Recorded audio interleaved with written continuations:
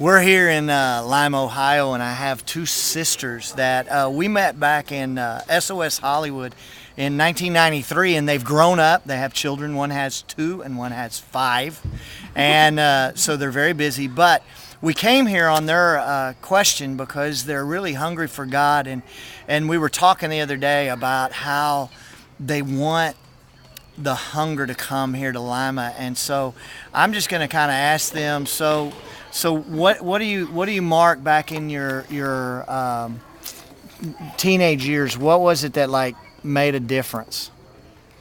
Out in Hollywood. Well, just that, and then what transpired from that.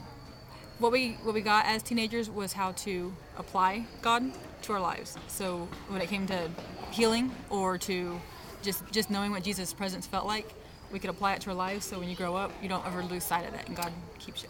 So, feeling God. What explain that? God's real. God's real. And you can see him in like Hollywood or beyond that and before that, but Hollywood helped a lot. But he showed himself to us. He showed us what he can do through us. Wow. So, what was the experience in Hollywood? What was the first real breakthrough in Hollywood?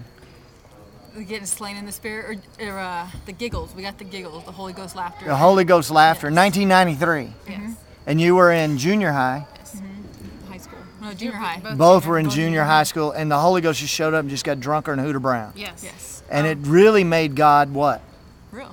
Real and powerful and amazing. It's not mom anymore. It's God can work in our lives, Yes. even little kids. Well, and we were talking that you went through some time as you grew up where you kind of weren't really living it, right? Right. What was that like, knowing God?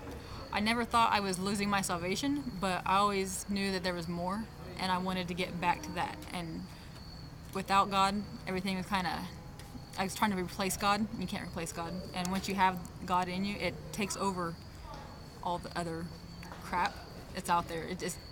No room is left. So how was that like a sister watching a sister go through that? Knowing the fire that burned? Well, she did it to me too for a period of time, but when I watched it from my point of view, it was very hurtful. It's one of the probably hardest things I've ever went through. But God's grace. Because it was your older sister. Yes, and he taught me how to allow her especially to let him have her, and let her be herself, and not me try to mold. Just pray and let God. So experiencing God didn't take away problems. No, not at all. But what did it do? It gave you a tool. It gave you the tools that you needed to It apply. gave you a place to go to so that you weren't stuck.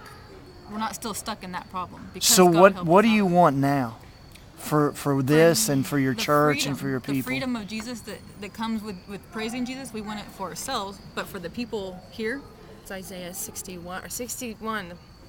Is that 61 or 60?